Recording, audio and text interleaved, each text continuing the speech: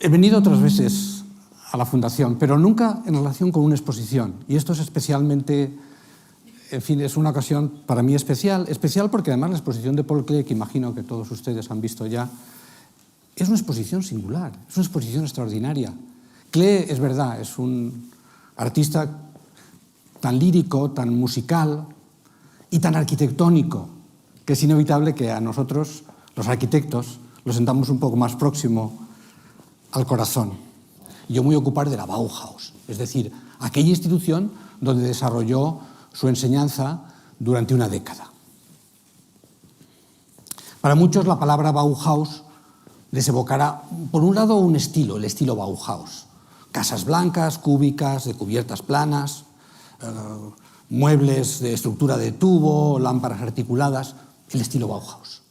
A otros lo pensarán como un crisol, el crisol donde se gestó la arquitectura y el diseño de la modernidad. Y la Bauhaus es quizá algo más y algo menos. Algo más que un mero estilo y quizá menos que el crisol mítico de la modernidad que realmente se gestó en muchos sitios de forma simultánea en este periodo entre guerras. Pero la Bauhaus sobre todo es algo más complicado. Muchos personajes, varias sedes, primero en Weimar, después en Dessau, finalmente en Berlín, 3 directores, el primero Gropius, 3 directores arquitectos, por cierto, el primero Gropius, después Meyer y finalmente Mies van der Rohe. Pero antes que todo eso, es la historia de Alemania compendiada. El tiempo de la Bauhaus, como hemos convenido en llamar a esta intervención, es el tiempo de la República de Weimar. Es decir, desde que, tras la derrota de Alemania en la guerra y la abdicación del Kaiser, Alemania se dota de una constitución democrática y esa frágil democracia dura desde el año 19, año en que se elabora la Constitución y que se funda la Bauhaus, hasta el año 33, que es el año que Hitler es nombrado canciller, los nazis llegan al poder y se disuelve, por tanto, no solamente esa frágil República de Weimar, sino la propia Bauhaus. Así que 14 años que son la historia de un gran experimento pedagógico, artístico, pero también la historia de Alemania compendiada. Unos primeros años de extraordinaria dificultad, de caos económico, de violencia política. Una segunda etapa, tras la estabilización de la moneda, de una mayor tranquilidad social, política y económica, y una última, después del crack del 29 y la crisis económica que produjo, en la que asistimos al ascenso del nazismo hasta su llegada al poder en el año 33. 3 fases que son también las que vivió la propia Bauhaus, que fue en una primera etapa una escuela de artes y oficios romántica, mesiánica, un poco onírica, mística casi, en sintonía con el clima que entonces había en Alemania, ¿no? Y donde casi todos sus productos son expresionistas, ¿no? Una segunda etapa en que se convierte en una escuela de diseño racional, funcional, que tiene la máquina y la organización sustancialmente moderna de lo cotidiano como hilo conductor, y una última etapa, la más, en fin, la que encabeza Mies van der Rohe, en que se convierte solo en una escuela de arquitectura que no tiene otro objetivo que luchar por su supervivencia en medio de, en fin, del caos político, social y económico que condujo a la llegada al poder del nazismo. Pues bien, esta es la historia que yo quiero contarles, donde van a aparecer muchos personajes y espero no distraerles con esta, en fin, este reparto teatral tan numeroso. Me centraré solo, no en hablar de todos los maestros de la Bauhaus, pero sí en hacer breves retratos biográficos de los más significativos. Entre ellos están muchos de los arquitectos que han cambiado efectivamente el curso de la arquitectura, pero también algunos artistas sin los cuales el siglo XX no puede concebirse. Y entre ellos 2, claro está, Kandinsky Klee, el que hoy nos acompaña en la exposición de más arriba. He dicho que La Bauhaus es la historia de Alemania entre las dos guerras y tengo que empezar por la primera. Y la quiero representar a través de 3 imágenes de 3 artistas alemanes que fueron movilizados, vivieron el frente y que llevaron toda su vida el trauma de la violencia en las trincheras. Uno, Otto Dix, que representó así lo que antes era la promesa de la mecanización, las máquinas convertidas en máquinas de destruir. George Grosz, que contó 2 años más tarde lo que la guerra, la violencia de los explosivos podía hacer con las ciudades y con las gentes. Y por último, Max Beckmann, que ya en el año 19 contó lo que había, el resultado de aquella gigantesca carnicería que fue la Gran Guerra. Una sociedad destruida en sus fundamentos y degradada, tanto que él tituló este dibujo Infierno. El infierno que era entonces la Alemania posterior al armisticio y a la abdicación del Kaiser. Pues bien, cuando los alemanes deciden dotarse de una nueva constitución, tienen que alejarse de Berlín, que está lleno de encuentros de bandas armadas y de revueltas en las calles, y se van a una ciudad de provincias, a Weimar, una ciudad que es la Atenas de Alemania. Weimar, que es la ciudad de Goethe y de Schiller, aquí en la estatua. Goethe y Schiller, pero también la ciudad de Liszt, la ciudad en la que se retiró a morir Nietzsche, donde están sus archivos. En fin, una pequeña ciudad de provincias, pero con una gran trayectoria cultural. Y entonces la Asamblea Constituyente se reúne en el Teatro de Weimar para huir, digamos, del conflicto y del caos que era entonces Berlín. Y a esa misma ciudad es donde los Bauhausler, como les llamarían, los miembros de la Bauhaus, van a iniciar su experimento. Y esta imagen de los Bauhausler, fotografiados debajo de Goethe y Schiller, nos dice del tipo de ambiente que podemos esperar en esta ciudad un tanto somnolienta, pero en aquel momento pacífica, aunque, desde luego, al mismo tiempo, pues, desvalida de cualquier género de organización política o económica que diera sustento a este experimento. En esa Bauhaus, como decía, tuvo 2 campeones artísticos, Kandinsky y Klee, que en un verano de vacaciones en una playa francesa se fotografiarían así, fingiendo ser los Goethe y Schiller de esa nueva Bauhaus, ¿no? Los Goethe y Schiller iban a ser ahora Kandinsky, como ven aquí a la izquierda, con gafas, y nuestro Paul Klee. Hay que decir que la Bauhaus no se crea sobre la nada. Existía ya una escuela de artes y oficios, formada, digamos, dentro de ese espíritu renovador de Alemania que quería modificar la enseñanza de las artes decorativas por la influencia de los ingleses, de Morris, y luego Mutesius había puesto en marcha pues, una serie de escuelas importantes, entre ellas una en Weimar, que se encomendó a un belga, Van de Velde, un arquitecto belga que no solamente dirigió la escuela, sino que además construyó sus edificios con un estilo depurado, muy alejado del clasicismo solemne, que era entonces normal para una escuela de arte. Claro, Henry Van de Velde era belga, y en el momento en que la guerra se declaró, era un enemigo y tuvo que dejar el país y abandonar, por tanto, la dirección de la escuela, y los órganos rectores de la misma pues, buscaron un nuevo director que fuera alemán, que no fuera, digamos, extranjero y que pudiera, por tanto, mantenerla en vida durante la guerra. Y fueron a buscarlo en este personaje, entonces un oficial de caballería, un oficial de caballería, Walter Gropius, un arquitecto que había ya servido como voluntario en el ejército, pero que aquí fue movilizado y luchó además en el frente occidental. Fue herido gravemente, recibió 2 cruces de hierro, es decir, que era, al margen de un gran arquitecto ya muy conocido, era un hombre con una trayectoria patriótica significativa. Y a él le encomendaron el resucitar esa escuela. Por desgracia no pudo hacerse nada entre los años de la guerra, la confusión era excesiva, y hasta el año 19 no podría Walter Gropius, digamos, poner en marcha ese experimento en los edificios y en los talleres que había dejado tras de sí Van de Velde. Gropius, hay que decirlo, no había nacido ayer, era un hombre que provenía de una familia altoburguesa, muy importante en las artes. Su abuelo era un artista amigo de Schinkel. Su tío abuelo había construido la escuela, el gran edificio de Berlín de la Escuela de Artes y Oficios, y la había dirigido él también. Su padre era también arquitecto, es decir, que venía de una familia altoburguesa berlinesa con buenas conexiones. Él hizo la carrera muy rápidamente y enseguida se empleó en la que entonces era la oficina más innovadora de Alemania, que era la de Peter Behrens. Peter Behrens estaba construyendo este edificio. A Peter Behrens lo llamó la AEG. Behrens era, como tantos otros, alguien que había empezado como artista y luego se dedicó a la arquitectura. Y predicaba, como el Werkbund fundado por él, esa fusión del arte y de la industria.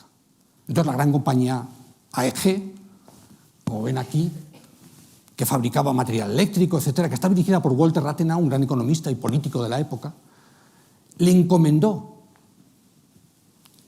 a este arquitecto innovador que remodelara todos sus productos, no solamente que construyera sus edificios, no, que rediseñara sus lámparas, que rediseñara todo aquello que ellos fabricaban. Y hasta el propio logo que ven ustedes aquí arriba, este también lo diseñó Peter Behrens. En aquel momento, en su oficina estaban simultáneamente trabajando, estaba Gropius, estaba Le Corbusier, estaba Mies van der Rohe, trabajando todos como empleados de Peter Behrens.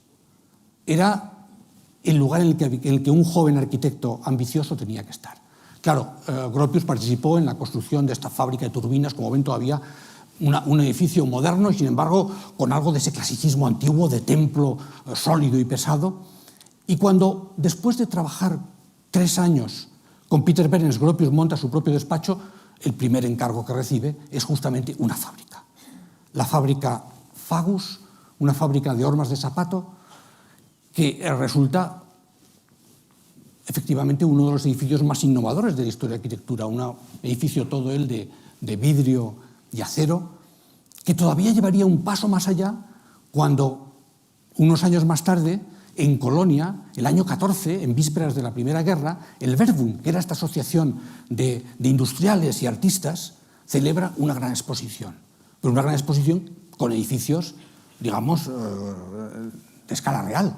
Y a Gropius le toca hacer una fábrica modelo con oficinas. Esta es la fábrica que él hace en el año 14 en Colonia, después desaparecida, porque como tantas exposiciones, luego se desmontan los edificios y desaparecen, ¿no? Pero esta es la fábrica que él construye el año 14 y que le convierte en el arquitecto clave en aquel momento de la renovación en Alemania. Es el arquitecto en el que todos se fijan, ¿no? Porque ha construido ya en el año 14 edificios de una modernidad impensable, superando con mucho el todavía clasicismo resistente de su maestro Peter Behrens. Pues bien, este Gropius, que durante la guerra ha conocido a una mujer extraordinaria, sobre la que pronto vais a hacer aquí un ciclo, ¿verdad? Me decía Lucía, Alma Mahler. Él, durante antes de la guerra, en realidad, él durante unas vacaciones había conocido en un balneario Alma Mahler, habían tenido una breve historia romántica.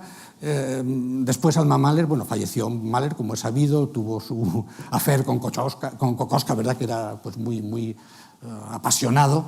Y después de terminar su affair con Kokoschka, pues recuperó aquel alemán que había conocido en un balneario austríaco y restablecieron el contacto.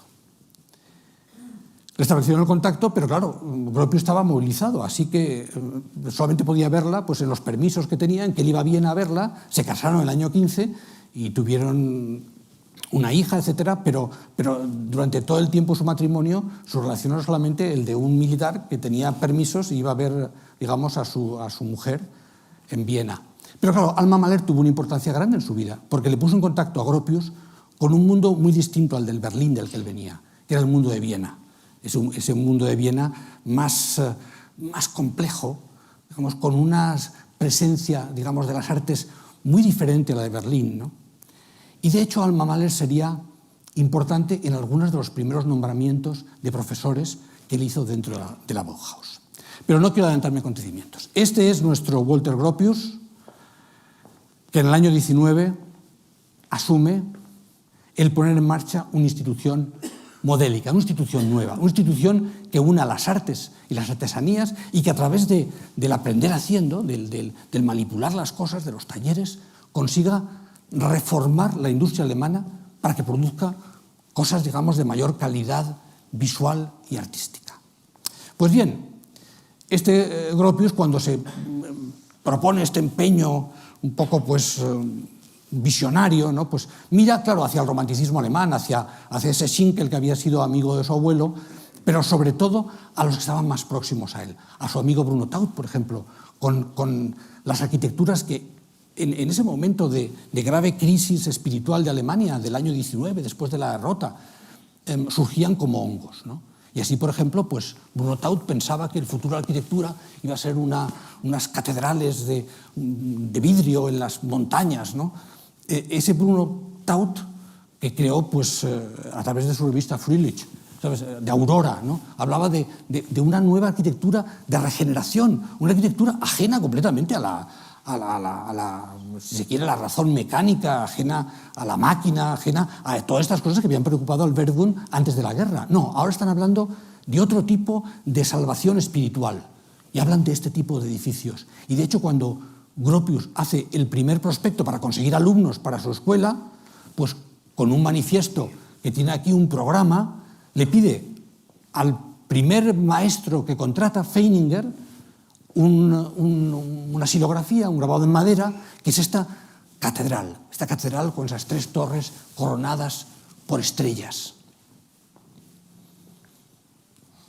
Para muchos esto fue algo completamente desconcertante. O sea, que el Gropius de la fábrica Bafhaus, que el Gropius del Verdun, el que simplemente era un reformador del mundo moderno a través de la industria y de la máquina, de repente se convirtiera en el promotor de una especie de comuna onírica, una especie casi de convento donde los alumnos y profesores, que no se llamarían alumnos y profesores, iban a ser maestros y aprendices, porque quería resucitar la idea de los antiguos gremios.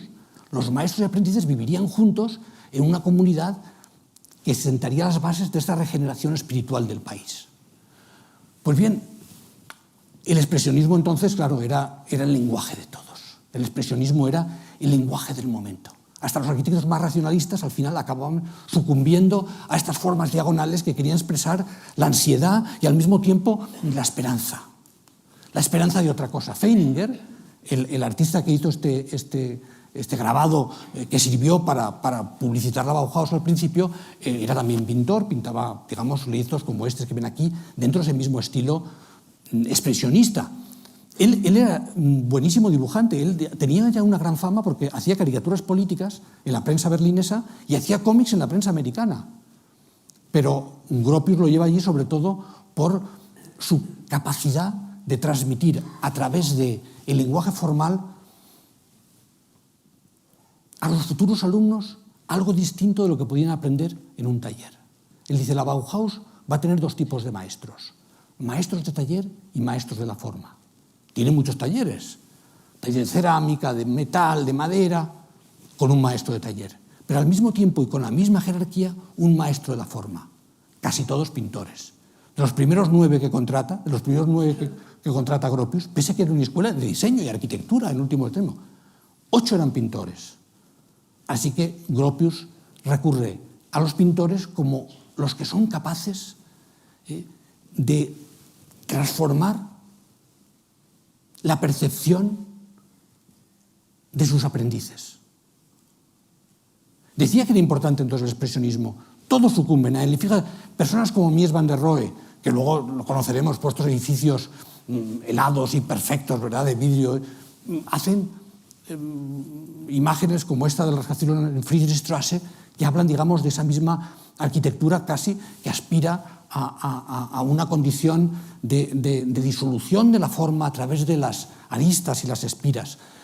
El propio Gropius, cuando después de una manifestación de obreros en Weimar, que resultó, bueno, tras las cargas de la policía hubo varios muertos, entonces fue una gran ocasión de duelo y de manifestación en aquella población muy alejada del follón que había en las grandes ciudades, ¿no? Pero incluso a Weimar llegó un poco ese mundo torrencial y entonces le encargaron hacerle monumento a estos obreros muertos en la manifestación y lo hizo de la forma que ven aquí, que es un monumento absolutamente expresionista. Los críticos de entonces no podían dar crédito, no entendían lo que estaba pasando, qué es lo que estaba ocurriendo allí. Pero es fácil de entender. En aquel momento hasta los ultraizquierdistas que en aquel momento crearon, bueno, tampoco ultraizquierdistas, simplemente izquierdistas, que crearon esa especie de soviet de las artes, el Arbeiter zur Kunst, al cual pertenecía Gropius, lo expresaban con su cartela con el mismo tipo de grafismo expresivo, ¿no? Que muestra, digamos, esa ansiedad, esa inquietud, esa impaciencia con el momento que estaban viviendo. Entonces, en Alemania había, sí es cierto, sectores muy radicalizados, desde una óptica política, ¿verdad?, que entendían que el arte debía ser revolucionario y ponerse al servicio de las grandes masas. Pero junto a esto había también muchos sabios errantes de naturaleza mística, devotos de la teosofía o de la antroposofía de Steiner. Uno de ellos, por ejemplo, fotografiado aquel año 19 en Weimar, era Gustav Nagel. Eran gente de este tipo, ¿no? Que lo ven ahí con su cetro, con la estrella, etc. Bueno, este les dio clase a los alumnos de la Bauhaus y consiguió que varios de ellos le siguieran en su peregrinaje, ¿no? Por una mezcla de santos y charlatanes, ¿no? Que entonces era muy frecuente, ¿no? Y que, bueno, pero tampoco hay que olvidarlo. Kandinsky era también devoto de la antroposofía, es decir, que no debemos de ignorar que estas corrientes de naturaleza mística eran muy frecuentes en la Europa de entreguerras. Y eran especialmente, digamos, importantes en el que sería el profesor más influyente durante los primeros 3 años de la Bauhaus. Un suizo llamado Johannes Itten, al que Gropius contrató. Era el único que tenía una formación pedagógica, porque había sido maestro de escuela en Suiza, luego se formó como artista en Stuttgart, y al final acabó viendo una escuela propia en Viena. Claro, él había sido influido por todas las teorías de Pestalozzi, Montessori, Froebel. Entonces, había absorbido toda la pedagogía del aprender haciendo. Y esto lo aplicaba al mundo de las artes y a su propia escuela en Viena, donde lo había conocido Alma Mahler. Y fue Alma Mahler la que le recomendó a Gropius: oye, aquí hay un tipo extraordinario, tienes que llevártelo a Weimar, y así hizo. Lo contrató sin conocerlo. Y este es el profesor que se convirtió en el profesor más influyente, bueno, en parte porque estaba siempre allí, los demás, luego cuando encontraría a Klee o Schlemmer, venían, iban, pero él no, él estaba todo el tiempo, y además se inventó algo extraordinario, que luego ha sido, durante 90 años, común en todas las escuelas de arte del mundo, que era el curso introductorio. El curso introductorio, que duraba 6 meses, lo inventó Itten, y estaba basado en intentar despojar al alumno, una especie de lavado de cerebro, de todos sus previos ideas, suposiciones. No. Aquí redúcete a esa condición primaria del que no sabe nada y luego empezaremos a llenarte la cabeza con nuestros cubos, esferas, cilindros, triángulos. Pero primero tienes que despojarte de todo aquello que crees que sabes. Este curso introductorio de 6 meses luego lo han copiado todas las escuelas del mundo. Lo somete a los estudiantes, pues eso, a que estén en contacto con los materiales y los toquen, los manipulen, adquieran esa relación más afectiva y más física con el mundo material. Porque Johannes Itten, además de todas estas cosas que digo, ya lo ven ahí, ¿verdad?, pues vestido siempre con una especie de hábito de monje, la cabeza siempre rapada. Él era seguidor de una vertiente del mazdeísmo, se llama Mazdanan, que era una religión sincrética, un poco de raíz zoroastrista, que tenía, digamos, muchas normas de carácter higiénico, eran vegetarianos, en fin, todas las cosas pues tenían que hacerse continuamente lavativas, se hacían incluso punciones en la piel para purificarse. La verdad es que Alma Mahler, que lo había recomendado, cuando una vez visitó la escuela de la Bauhaus, estaba horrorizada porque decía que como las comidas vegetarianas tenían muy poco sabor, porque tenían una especie de puré de vegetales, los estudiantes le echaban siempre mucho ajo. Y entonces decía que se sabía enseguida cuando había llegado a la Bauhaus porque todos olían a ajo, cosa que a esta vienesa refinada le parecía lo peor de lo peor, ¿no? Pese a haber sido ella la culpable por haber recomendado a este místico alucinado para convertirse en el primer profesor de la Bauhaus. Él era también, en fin, como ven ahí, había hecho su propia teoría del color, ven ahí esa estrella que tienen detrás, que es esta misma, es decir, donde realmente es una estrella que se forma una esfera. Los estudios sobre el color, que eran parte importante de este curso introductorio, habían estado muy presentes en todo el siglo XIX alemán, y ya desde Goethe, ¿no? Y entonces estos estudios, que estos son de un siglo antes, ¿no?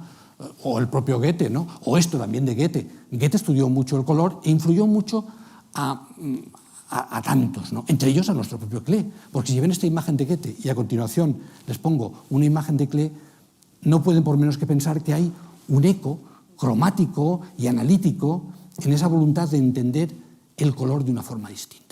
Saben que Klee no era un colorista espontáneo, él era un dibujante sobre todo. Él, incluso el color, hasta su famosa excursión a Túnez, decía que no se le daba, que no entendía el color, ¿no? Él era dibujante, sí, dibujante extraordinario. Quiso ser como Feininger, y yo soy dibujante de cómics, ¿no? Y ganarse la vida pues, dibujando para los periódicos, ¿no? Y tenía una destreza extraordinaria, ¿no? De hecho, él decía que un dibujo era una línea que se va a pasear, ¿no? Y efectivamente lo hacía con esa naturalidad del que pasea, ¿no? Y los dibujos, de los cuales pueden ver tantos aquí arriba, tienen todos una belleza y una poesía y una emoción singular. Pero el color es un descubrimiento tardío, y entonces lo hace siempre, aunque lo hace de forma, si se quiere, digamos, pues no reflexiva, luego a la hora de enseñar intenta decir cómo he puesto los colores como los he puesto e intenta extraer de su experiencia como pintor lecciones que pueda transmitir a sus alumnos. Klee era un personaje singular, claro, muy introvertido, un hombre articulado, bien leído, extraordinario músico, porque es que todos estos, Itten, Kandinsky, siempre hablaban de la música como la referencia para la arquitectura y las artes, pero el único que era músico de verdad era Klee, que era un extraordinario violinista. Él era hijo de una cantante y de un profesor de música, venía de una familia de músicos, ¿sabes? Casó con una pianista también, y él era un violinista que a los 12 años debutó con la orquesta de Berna, es decir, que y siguió toda la vida, digamos, practicando el violín, era muy buen músico. Y esto sin duda puede advertirse probablemente en esa condición de ritmo y de movimiento, que son dos de las secciones en que habéis dividido vuestra exposición de Klee. Y también tenía esa pasión por la naturaleza, otra de las secciones, que también provenía pues sí, pues en parte de ese humus germánico, ¿verdad?, romántico, ¿no? Y al final, pues de Goethe. De hecho, él extraía esta poesía y emoción que vemos en los lienzos a veces del mundo natural. Aquí está fotografiado en Weimar, en su estudio, con diversos cuadros, alguno de los cuales me ha parecido ver arriba, y al mismo tiempo seguía recolectando plantas para su herbario, exactamente igual que Goethe, que también era amante de recolectar flores y hojas. Y evidentemente también creó su teoría del color, como había hecho Goethe, con estas ruedas de color, que le sirvieron para dotar a su enseñanza en la Bauhaus, que se iniciaría poco tiempo, que se iniciaría ya en el año 20, es decir, al año siguiente de iniciar la Bauhaus, fueron los primeros maestros en incorporarse, sin amar la enseñanza, porque en el fondo no disfrutaba haciéndola, pero con un sentido de la responsabilidad. Él iba a las clases, antes lo había escrito todo cuidadosamente lo que quería decir, y se ponía en una esquinita y lo contaba. Él era un hombre, digamos, poco extrovertido, ¿no? Le costaba trabajo dar clase, no le resultaba fácil, pero se lo tomaba muy en serio. Y entonces intentaba pensar con auténtica voluntad de entender lo que estaba haciendo y de qué cosas podía transmitir a los estudiantes. Y esto se manifiesta muy bien en la exposición de arriba, en todos estos cuadernos pedagógicos, estos sketches, ¿no?, en el que él intentaba saber cuáles eran las bases de la forma para poderlas explicar a sus alumnos. La forma y el color, que eran los dos fundamentos del curso introductorio, que Klee expresó así. Del curso introductorio es esta especie de gran redondel, duraba medio año, y luego alrededor de 3 años duraban ya los talleres que eran 7, como ven aquí, y glass, farbe, metal, cada uno divididos por materiales. Este era, digamos, el esquemita que hizo Klee de lo que era la enseñanza de la Bauhaus. Gropius hizo otro, sustancialmente con los mismos contenidos, pero un poco más en su línea más severa, ¿no? De nuevo, digamos, el edificio en el centro, el curso introductorio de medio año, como pueden ver ahí, ese que hacía Johannes Itten, y luego 3 años en que los estudiantes, además de recibir lecciones en distintas cosas, sobre todo trabajaban en los talleres. Trabajaban en los talleres de todo tipo, porque había talleres de cerámica, había talleres de escultura en piedra, de escultura en madera, de vidrieras, estaban los telares, como es lógico, unos más populares, el de metal, las prensas para la imprenta y el taller de muebles. Estos eran los sitios donde los estudiantes practicaban y adquirían una formación al mismo tiempo manual e intelectual. Y esto es muy importante porque los estudiantes eran muy variopintos. Había chicos y chicas de 16 años que querían seguir una carrera en las artes, y había gente que venía ya de otras instituciones con más formación, había gente que había luchado en la guerra y venían ya treintañeros. O sea que los estudiantes eran un grupo muy, muy heteróclito, pero con una cosa en común, y es que todos habían pasado por un proceso de selección muy exigente. No era fácil entrar a la Bauhaus. Ellos tenían también la conciencia de ser una élite. Desde el primer momento van documentando todo lo que hacen porque saben que están haciendo algo importante. Lo sabe Gropius, pero lo sabe el último estudiante, que ha venido, muchos de otras partes de Alemania, otros del extranjero, a esa institución que saben que va a estar en la historia. Ellos, cuando lees las cartas de los estudiantes que dirigen unos a otros, notas que ya entonces eran conscientes de estar participando en algo especial. No es algo que luego haya sucedido, no, ya entonces lo saben. Y por eso era tan difícil y tan exigente el proceso de entrada. Y sobre eso, después de los primeros 3 meses, y esto es muy importante, de los primeros 6 meses, perdón, del curso introductorio, muchos no recibían la confirmación. Es decir, que después de 6 meses, muchos de ellos debían de abandonar la Bauhaus porque no eran aceptados para continuar sus estudios.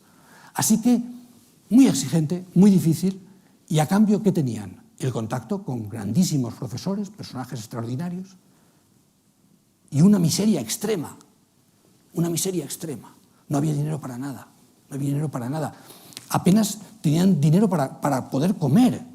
Entonces Gropius, su obsesión, claro, Gropius el gran organizador, tal, era conseguir dinero para que los estudiantes tuvieran al menos una buena comida al día. Esa era su obsesión durante los primeros años, en el caos que entonces vivía Alemania. Y al final, lo comentaba antes Lucía, lo consiguió prometiendo honores a distintos personajes ricos de la ciudad, honores que conseguía por sus amistades en el ayuntamiento y en el Estado, a cambio de que financiaran la comida de los estudiantes, que era su principal preocupación. Llegaron a tener un huerto para tener un cierto suplemento de verduras, ¿no?, que cultivaban los propios estudiantes, ¿no? Al final, estos talleres tenían, digamos, que producir objetos que se materializaran en arquitecturas. Y la primera arquitectura que realizan es una casa para el señor, como ven aquí, Adolf Sommerfeld, un comerciante de maderas, que les dijo: tengo que emplear madera porque he comprado aquí un barco tal lleno de madera, así que quiero que me hagáis la casa de madera. Y le hacen esta casa. Esto es un dibujito de la casa hecho para celebrar la cubrición de aguas, ¿no? Como ven, de nuevo, en estilo completamente expresionista. Y le hacen una casa que es una mezcla de chalet suizo, ¿no?, y de David Crockett, que pensar... el arquitecto es Gropius, junto con Adolf Meyer, su compañero de toda la vida, ¿no? O sea, Gropius hace esta casa. Aquí la veis, el día este que celebraron la fiesta de cierre de la cubierta, y que al final tenía este aspecto. O sea, este es el mismo Gropius que había hecho la fábrica Fagus y que había hecho en el año 14 el edificio de la Werkbund en Colonia.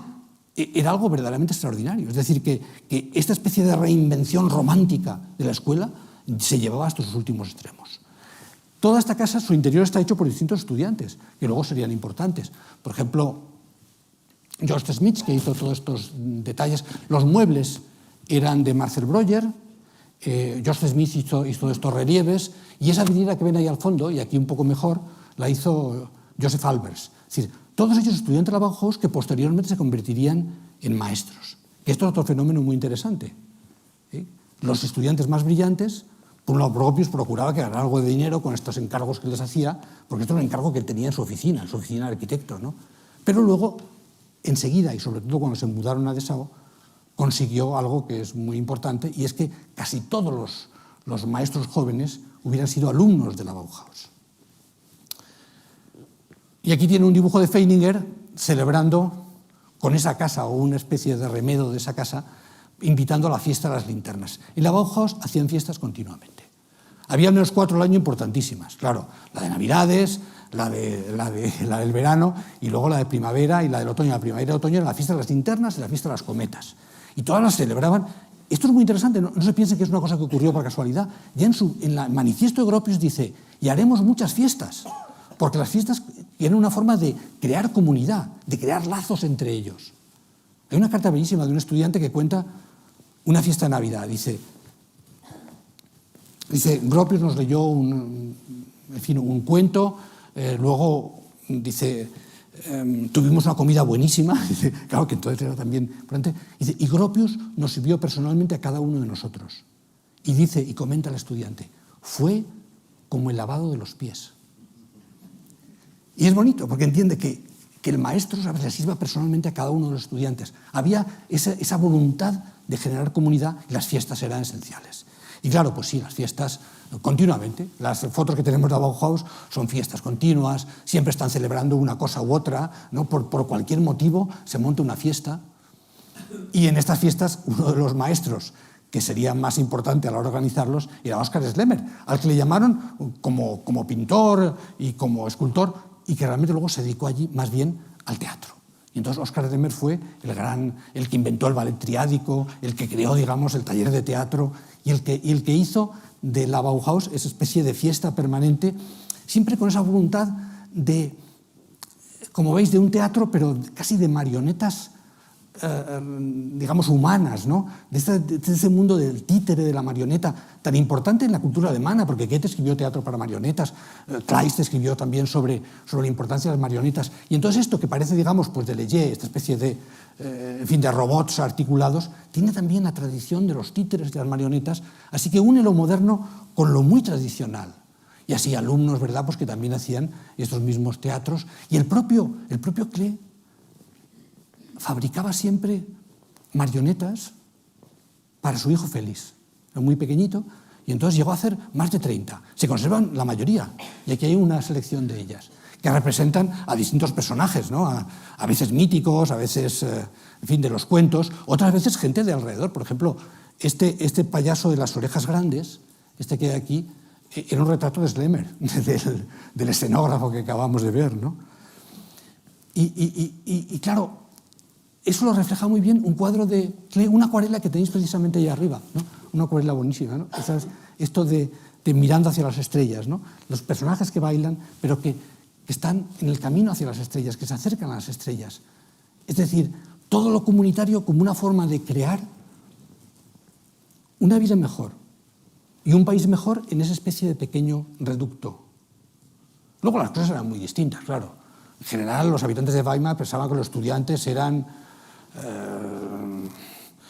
vagos, pero que eran descuidados, promiscuos, o sea, tenían muy mala fama en la comunidad. Pero eso pasa siempre con cualquier escuela bohemia de arquitectura o arte. Es decir, que ellos tenían esa voluntad de crear un lugar idílico y, sin embargo, fuera los veían siempre con muchas precauciones en ese entorno, ¿no? Y este es el momento en que hay que presentar al alter ego de Klee, a Kandinsky, que junto con Klee fueron los dos más grandes artistas que enseñaron la Bauhaus, pero muy distintos.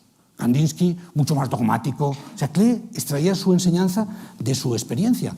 Kandinsky no. Kandinsky era dogmático, hablaba siempre desde lo alto del Sinaí, con las tablas de la ley, y además, como era ya famoso, él había publicado en el año 11 ya sobre lo espiritual en el arte, era, digamos, el más famoso de todos ellos. Él era un ruso, pero que se había formado en Múnich, junto con Klee había estado en el Blau Reiter, pero también lo de siempre, cuando la guerra se declaró, en el año 14, él tuvo que volverse a Rusia y tuvo que dejar Alemania. Y entonces en Rusia entró en contacto con los constructivistas, los suprematistas, y cambió completamente de forma de pintar.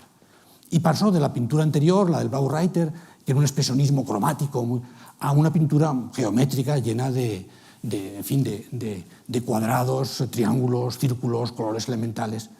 Kandinsky llegaba a ser, digamos, tan extremo en sus convicciones que les hacía un test a los estudiantes para ver si los aceptaba o no. Y este test era este. Les daba, digamos, 3 formas geométricas y les decía que los tenía que pintar con colores.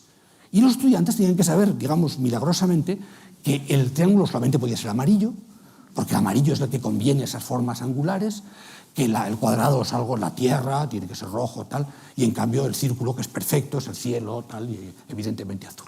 Entonces, si el estudiante no era capaz de entender esto, entonces Kandinsky no lo quería de estudiante, porque decía, no, es que no entiende lo esencial. Él además disfrutaba de ese raro don de la sinestesia, es decir, que él cuando decía que cuando él veía colores oía sonidos y cuando oía música la veía en color, ¿no? Es decir, que él no solamente entre las formas y los colores encontraba, digamos, simpatía, sino también entre los sonidos y las formas y los colores.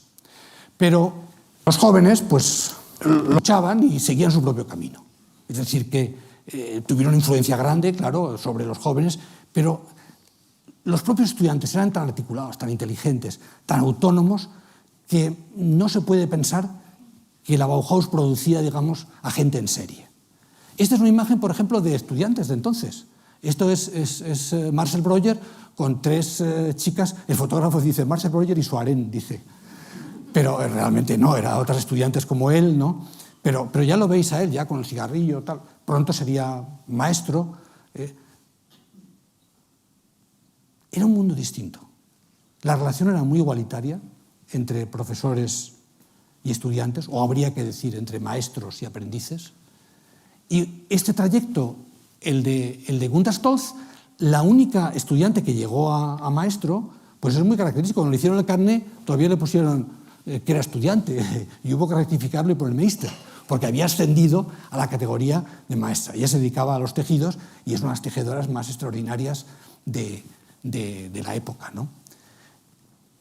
Y es interesante ver cómo colaboraban entre ellos. Por ejemplo, estos 2 estudiantes, Marcel Breuer y Gunther Stolz, hicieron esta silla africana, ¿sabes? En que la estructura la hacía Breuer y los tejidos, Gunther, que como digo era una tejedora de una riqueza técnica y luego con méritos sobrados para ser maestra, como finalmente acabaría siéndolo.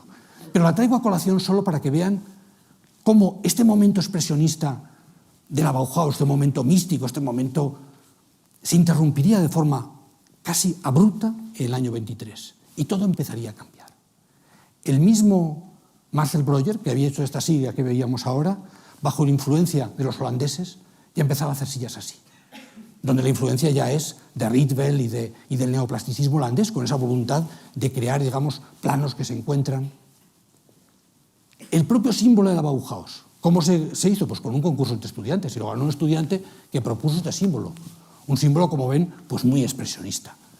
Muy expresionista, con esta especie de figura humana que sostiene una pirámide, porque al final todo debe confluir en el edificio, pero una pirámide que tiene un aire también místico, la cabeza dividida en 2, porque es el yin y el yang. Este fue el símbolo de la Bauhaus durante estos primeros años. Como digo, diseñada por un estudiante, hasta que las cosas empezaron a cambiar y Oskar Schlemmer dijo, no, esto necesitamos un símbolo distinto, más clásico y al mismo tiempo más influido por el neoplasticismo, que es el fermento que transforma la Bauhaus en el año 23. Cuando hacen la exposición del año 23, que es la primera vez que salen al público y exponen por todos los lados, en su escuela, en el Museo de Arte, de repente Weimar se convierte en una gigantesca exposición de la Bauhaus. Viene gente de toda Alemania a verlo. Esos son algunos de los pósters que se hacen. La imagen de la Bauhaus ya es mecánica, ya es rectangular y emplea colores puros, emplea líneas rectas.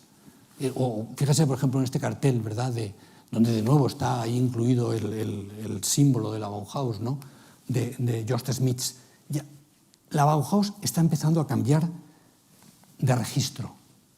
Y en ese cambio de registro habría alumnos importantísimos en la transición, como Herbert Bayer, ¿no?, el gran diseñador gráfico que era también pintor.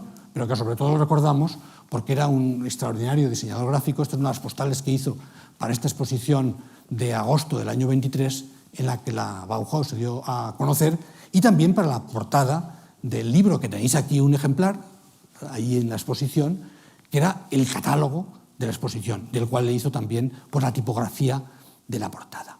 La Bauhaus empezaba a cambiar y se notó más que nada en que hicieron una casa modelo.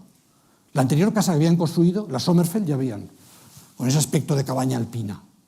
Y esta nueva casa hicieron un concurso entre todos, maestros, alumnos, y lo ganó un pintor, Mucha. Y lo ganó con esta especie de propuesta completamente racionalista, una casa cúbica, como ven, que se alzaba en los huertos que tenían ellos. Estos eran los huertos que empleaban para conseguir hortalizas, y allí hicieron una casa modelo de cómo hay que vivir en el futuro. Compárenlo con la que acabamos de ver, en que había todavía esa influencia de Frank Lloyd Wright, ¿sabes? Había una influencia del mundo casi de fines del siglo XIX. Aquí no, aquí ya la casa es completamente moderna. Este personaje que hay aquí será importantísimo lo que va a pasar ahora. Moholy Nagy está visitándola porque él ha diseñado las lámparas. La cocina es de Marcel Breuer, el mismo que hemos visto antes, el estudiante con su harén, y sus muebles de nuevo están presentes aquí, y buena parte de las lámparas hace Moholy Nagy. En apenas 2 años, la Bauhaus ha transitado desde el romanticismo expresionista a la racionalidad técnica. Y parte de la culpa la tiene este señor, un holandés, Van de Velde, que quiere que Gropius lo nombre maestro. Gropius no quiere y dice, pues te vas a enterar. Se va a Weimar, monta allí él su propia escuelita, un estudiante de la Bauhaus le deja un estudio para acá y revuelve todo. Él es un hombre muy articulado, muy inteligente, es uno de los fundadores del neoplasticismo holandés, que como saben es como una especie del constructivismo holandés, ¿no? Que quiere, digamos, quitarle al arte esa condición de sagrado, de misterioso. No, quiere que todo sea racional, el ángulo recto va a ser esencial.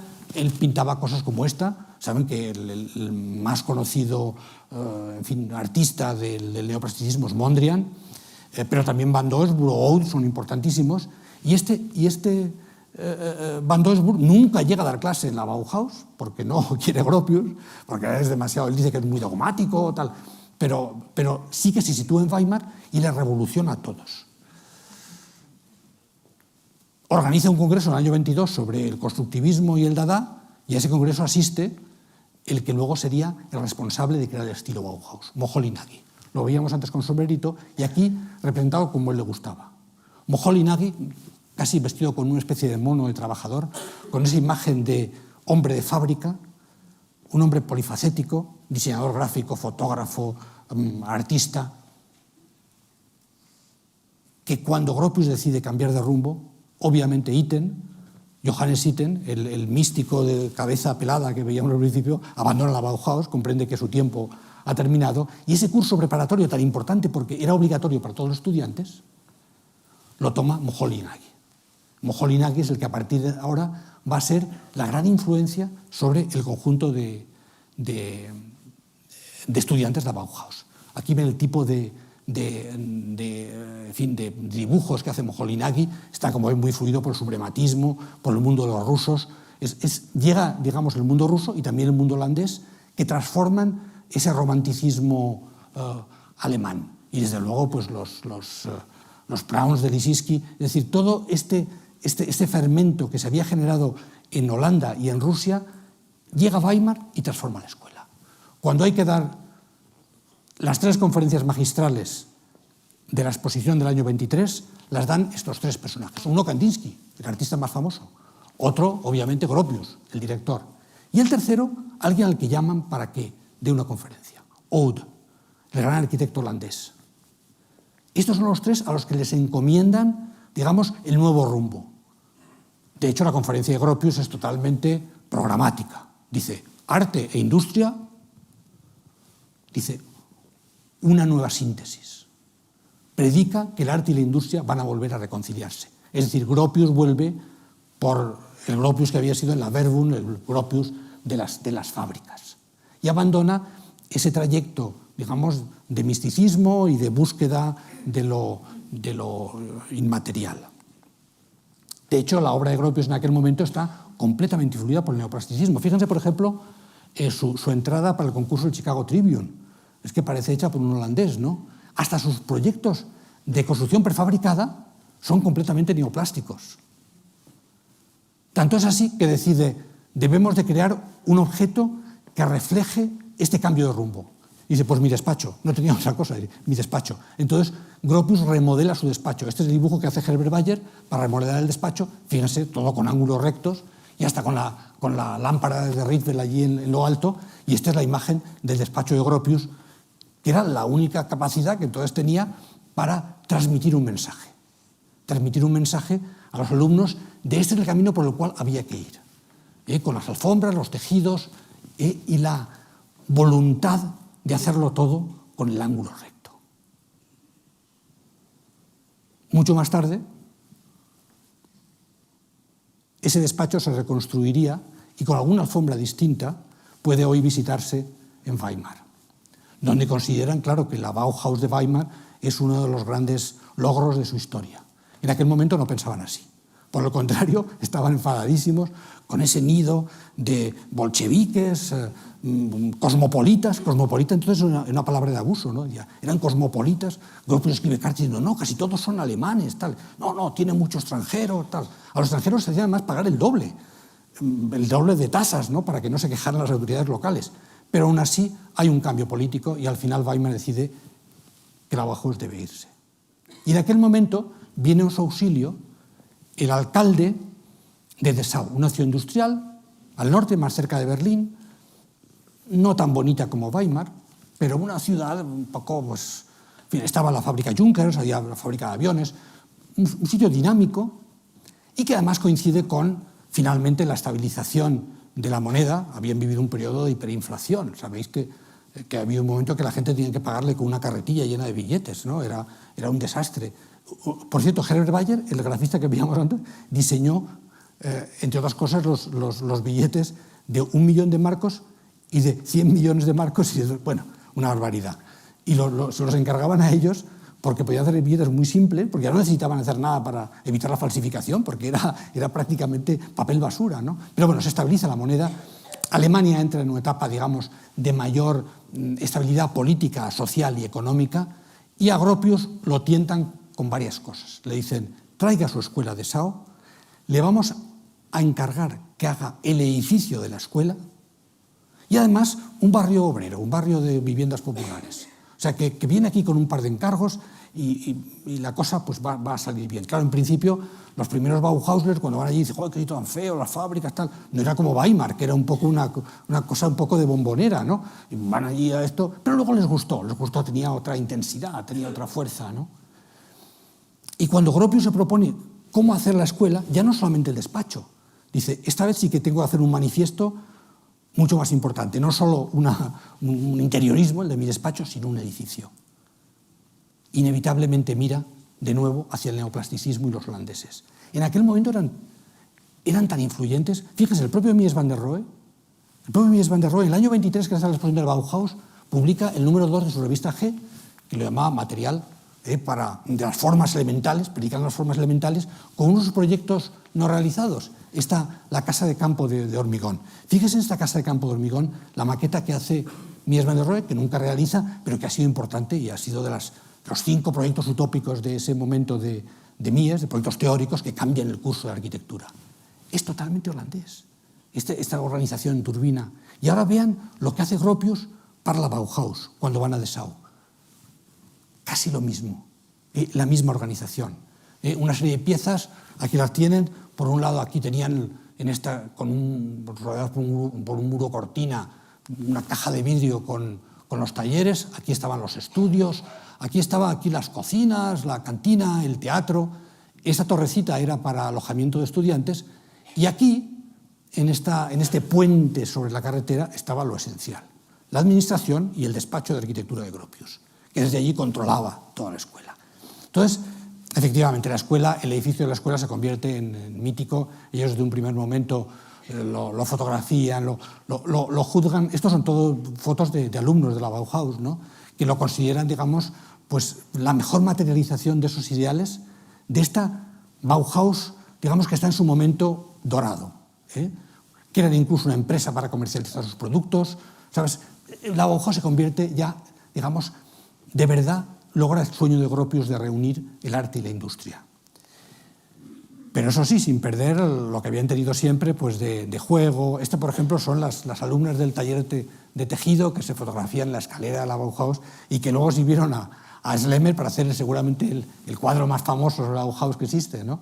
Basado justamente en esta referencia. Sigue haciéndose fiestas, cada vez que se entregan los diplomas, los estudiantes aprovechan cualquier ocasión y los maestros se fotografían todos en la azotea de la Bauhaus. Y es una foto mítica que no puedo por menos que detenerme un momento, porque aquí tenemos a Gropius en el centro y junto a Gropius sus 12 apóstoles.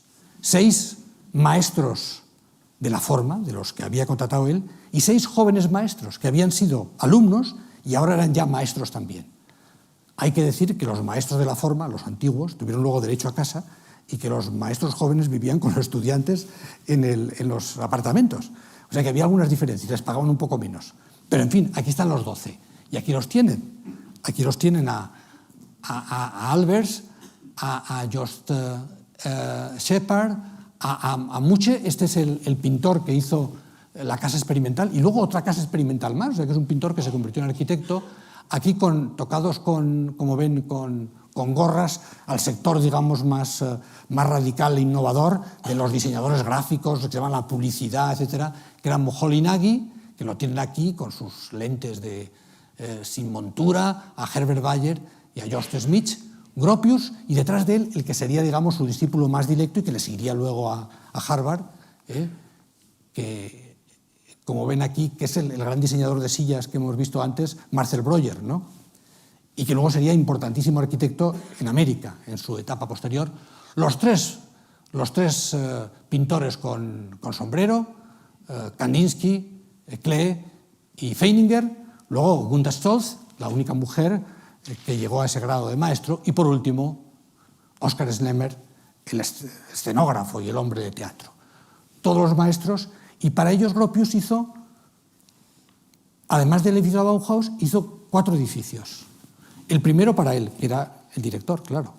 Y los otros 2 casas adosadas para los maestros más importantes. En una estaban Kandinsky y Klee, en otra estaba, es decir, que una de las casas estaba Kandinsky con Klee, en otra estaba Feininger con Moholy Nagy y en la última estaba Schlemmer con Mucha.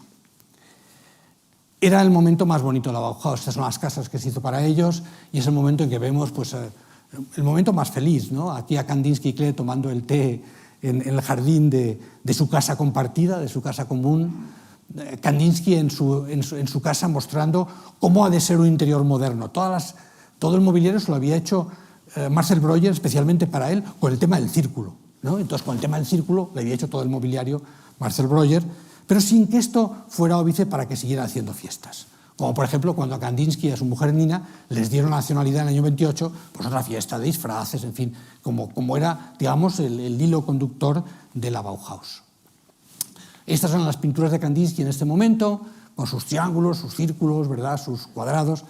Y en la otra mitad de la casa, pues Paul Klee, digamos, que ya se había trasladado definitivamente, porque durante un tiempo su mujer seguía viviendo en Múnich, ¿no? Pero ya entonces están aquí ya instalados los dos, con un estudio estupendo, y que pinta entonces cosas como también esta acuarela, también tenéis vosotros expuesta, Lucía, maravillosa, de una ciudad italiana, una pintura con ese componente geométrico, estructural, rítmico, cromático, que sería tan influyente en la historia del arte, pero también en la historia de la arquitectura y el diseño. Y llego ya al final.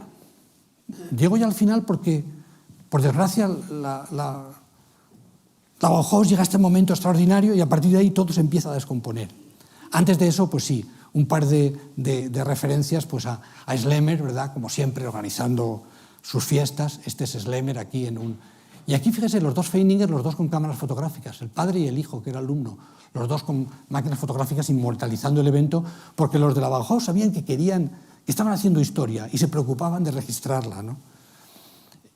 Dibujos de Schlemmer, de su ballet triádico, que siguió desarrollando durante el tiempo, dando clase al final sobre el cuerpo humano como la base, digamos, orgánica del diseño y de la organización. Y Ise Gropius, o la que pensamos que es Ise Gropius, la mujer de Gropius, posando con una máscara sobre una de las sillas que diseñó Marcel Breuer, la silla B3. Ahora le llamamos silla Basili, porque un fabricante italiano en los años 50 le llamó Basili, pero se llamaba B3. Lo que ocurre es que a Kandinsky le gustó tanto que cuando la vio le encargó a Marcel Breuer que le hiciera una para él, ¿no? Y esa especie de conexión hace que hoy la llamemos la silla Basili, donde se muestra Ise Gropius con esa máscara que habla de esa condición de juego y que decía antes, ¿no? Que son el mundo de los títeres, el mundo de las marionetas, el mundo de la mecanización del orgánico, en la cual los alumnos, los maestros de Bauhaus estaban pues en su salsa.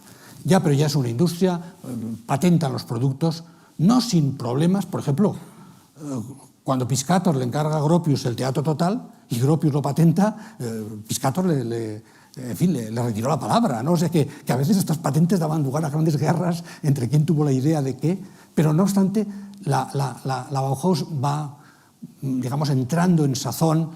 Marcel Breuer se fotografía también con la silla B3, y el curso entonces introductorio que llamamos Moholy-Nagy incorpora al curso a Albers, que como ven aquí corrigiendo a los alumnos, que efectivamente producían, digamos, todavía esos esfuerzos de materialización formal y material, pero Albers, cuando llega a hacerse su retrato, dice no, yo con la silla B3 y en la pared con los diseños que yo hago para tapicerías. Luego, como seguramente saben, Albers llegaría a ser muy importante en Estados Unidos, fue al Black Mountain College y luego fue, digamos, uno de los que llevó a Estados Unidos el evangelio a Bauhaus. La Bauhaus fue muy importante por lo que hizo en Alemania, pero también porque cuando finalmente se cerró en el año 33, muchos de ellos fueron a Alemania, a Estados Unidos, y allí, digamos, prosiguieron con el evangelio, porque Mies van der Rohe fue con Hilbert Seimer y Peter Hans se fue al ITT de Chicago. Moholy-Nagy fundó la nueva Bauhaus también en Chicago. Gropius, es sabido, se fue director de Harvard y se llevó también a Marcel Breuer, ¿no? Y Albers fue a Black Mountain College, donde creó, digamos, una experiencia también excepcional, y finalmente a la Universidad de Yale. De manera que todas las instituciones de élite de la costa este fueron colonizadas por Bauhausler, por gente de la Bauhaus, y crearon, digamos, una importancia extraordinaria. Estos son, digamos, los dibujos protegidos que hacía Albers y Joseph Albers y los que hacía Annie Albers, su mujer, con una base ya muy arquitectónica, como ven, con esta organización que recuerda la organización de las viviendas que por aquel momento hizo, por ejemplo, Gropius, que era la segunda parte del encargo con la ciudad de Dessau. Es decir, vas a hacer la casa, pero también unas viviendas modelo para trabajadores, unas viviendas baratas, que también, digamos, se pensaban con este género de imágenes. Moholy-Nagy, como he dicho antes, fue el que inventó el estilo Bauhaus, y no solamente el estilo Bauhaus, inventó la publicidad Bauhaus, la tipografía Bauhaus. Esto es nada más que un papelito para hacer publicidad de los libros de la Bauhaus. Empezaron a publicar libros, hicieron revistas, y esta publicidad de los libros está hecha por Moholy-Nagy con ese uso suyo muy sobrio de la tipografía, solo siempre negro y rojo, ¿no? El nuevo símbolo que él quería introducir como símbolo a Bauhaus, que era esta suma del triángulo, el cuadrado y el círculo. Y los libros fueron, pues sí, muy influyentes, difundieron el evangelio alrededor. El primero lo hizo Gropius sobre arquitectura internacional y llegaron a hacer 14. Si se fijan aquí, el segundo ya fue el de Paul Klee. Los bocetos pedagógicos, que están aquí muchos expuestos en la exposición, pero se harían muchos otros. Harían uno de Mondrian, otro del Theo van Doesburg, al que no le habían dejado dar clase, ¿no? Moholy-Nagy había el suyo sobre fotografía y película, Kandinsky lo haría también, por supuesto Gropius. Al final, casi el testamento de ese momento es esta imagen de Moholy-Nagy en que habla de los 14 libros, que dejaban como testamento de su trabajo en el año 28, cuando un momento importante en la historia de la Bauhaus, porque ante las dificultades internas y externas, Gropius decide dejarlo.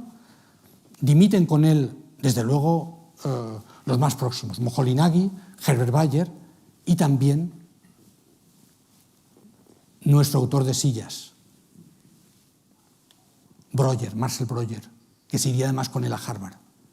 Todos, digamos, dimiten. Y Gropius nombra a un nuevo director, arquitecto, Hannes Meyer, un arquitecto suizo de gran destreza gráfica, pero que fue importante sobre todo porque era el personaje, digamos, de filiación marxista más clara de la Bauhaus entonces, y que sin embargo preside un momento, una etapa, digamos, todavía de auge económico y de buenos resultados en la producción de la casa.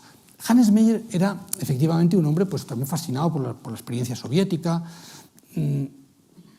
y permitió que la Bauhaus se decantara mucho y se politizara seguramente en exceso. En un momento dado, pues, resultas de una acuestación que se hizo entre estudiantes para apoyar a trabajadores en paro o algo así, pues surgió el problema ya, digamos, con el alcalde socialdemócrata de la ciudad y le obligaron a dimitir. Así que estuvo solo 2 años muy productivos, donde, digamos, se sacó la revista. Este primer número lo hizo Moholy-Nagy.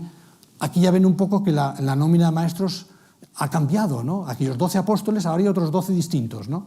Pero faltan 4 de los importantes. Mantienen la primera línea, como ven, a los artistas, como siempre, ¿verdad? Pues a los Kandinsky, Feininger y Klee, y está también Schlemmer y algún otro, pero su preocupación ya es la supervivencia económica. El número 4 ya dice: jóvenes, venid a la Bauhaus, por cierto, con una fotografía de Feininger. Jóvenes, venid a la Bauhaus. Es ya un grito de alarma: necesitamos alumnos, necesitamos que vengáis a la Bauhaus.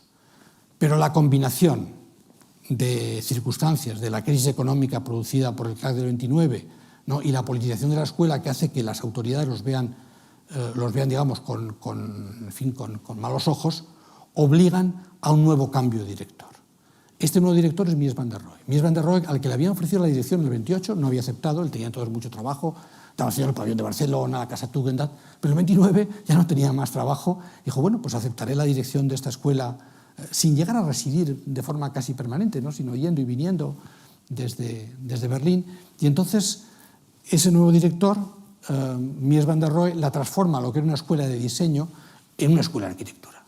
Una escuela de arquitectura tout court, con una historia, digamos, poco significativa y poco destacada, de la cual se puede decir muy poco. Casi lo más significativo de esa última etapa es el esfuerzo por sobrevivir. Había un momento dado en que de nuevo en Dessau deciden que son demasiado izquierdistas y demasiado bohemios para proseguirles, les eliminan, digamos, los subsidios de los que disfrutaban, y entonces Mies, ya en un gesto desesperado para intentar mantener con respiración asistida a la Bauhaus, se la lleva a Berlín.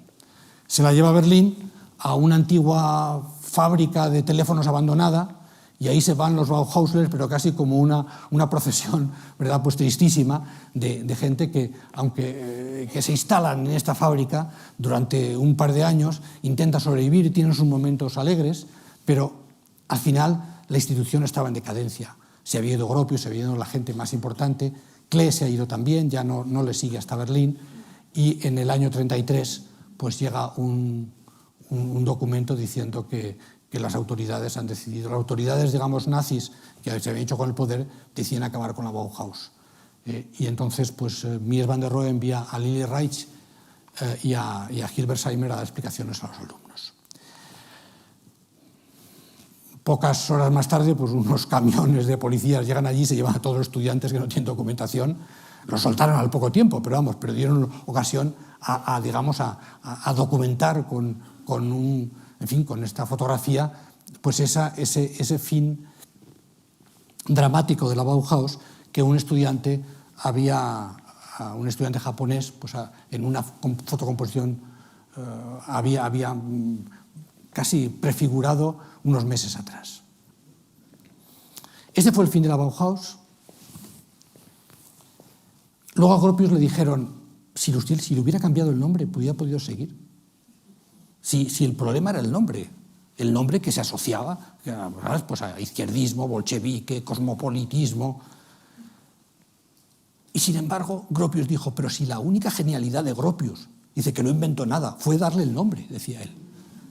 Si lo que fue genial es hacer este nombre, ese Bauhaus, ¿verdad? Que tenía resonancias, claro, pues medievales, de los Bauhute, que eran los gremios medievales, pero que era un nombre perfecto y que resonaba de tantas maneras, ¿no? No le podía cambiar el nombre. Y era justo lo que le hubiera permitido quizás sobrevivir, no nos engañemos, unos meses más. Pocos días después del cierre definitivo de la Bauhaus en Berlín, Kandinsky, que siguió hasta el final, que siguió hasta el último día, pintó este lienzo, composición en ocre, que nosotros quizás debíamos decir más bien composición en pardos, que quiere reflejar un poco la melancolía del momento y, sin embargo, a través de esta ventana abierta, ¿sabes?, la posibilidad de que quizá la Bauhaus siga de otra manera en otro sitio, ¿sabes?, con estas formas alegres y luminosas, pensando que sí, que el mundo alrededor, ¿verdad?, es todo pardo, pero que hay un futuro para nosotros. Ese mismo año 43, Klee, que se había ido, estaba dando clases en Düsseldorf y tal, tiene también que abandonar Alemania. O sea, con la llegada, digamos, la Cancillería de Hitler, comprende que tiene que irse y se va con su familia a Suiza. Y pide la nacionalidad suiza, porque él era hijo de un alemán y de una suiza. Pero la legislación suiza entiende que digamos, la nacionalidad sea a través de los padres, y entonces él tenía nacionalidad alemana. De hecho, estuvo movilizado durante la guerra como ciudadano alemán. Llega a Suiza, donde él había nacido, había pasado su infancia, conservaba sus lazos con Berna muy estrechos, y pide la nacionalidad suiza. Pero tampoco a los suizos les gusta Klee. También encuentran, digamos, que su arte es raro, ¿sabes?, que a lo mejor es subversivo, y entonces, durante un tiempo indefinido, ¿sabes?, le niegan la nacionalidad. Por entonces se le declara, digamos, la enfermedad degenerativa que acabaría con él a los 60 años. Sus últimos años, como saben, fueron de una productividad extraordinaria, y un año después de que comenzara la Segunda Guerra Mundial, el año 40, Klee murió cerca de Berna, 6 días antes de que le concedieran la nacionalidad suiza. O sea, que no llegó a tener el documento de ciudadano suizo. Poco antes de morir pintó este lienzo, en ese mismo año 40, que se llama La muerte y el fuego, y que, como toda la obra de Klee, está hecho con esta especie de jeroglíficos enigmáticos. Aquí usa la palabra Tod, que es muerte en alemán, con mayúsculas y minúsculas, para hacer esta calavera, el sol, esta imagen de un sol que apenas calienta y que parece que nos redime con esa mueca de la calavera. Un jeroglífico, pero también con el personaje de la derecha, que es de nuevo pues un títere. Nos habla de la muerte, pero nos habla de la muerte sin dramatismo, nos habla de la muerte con una emoción singular, algo que seguramente entendió bien su hijo Félix, aquel para el que había hecho las marionetas, cuando al enterrarle en Berna puso como epitafio, el que él entendía que era el lema de vida de su padre. Dice, no me busquéis en la aquí y en la ahora, porque habito entre los muertos y entre los que no han nacido aún. Un poco más cerca del corazón de la creatividad, pero todavía no lo suficientemente cerca.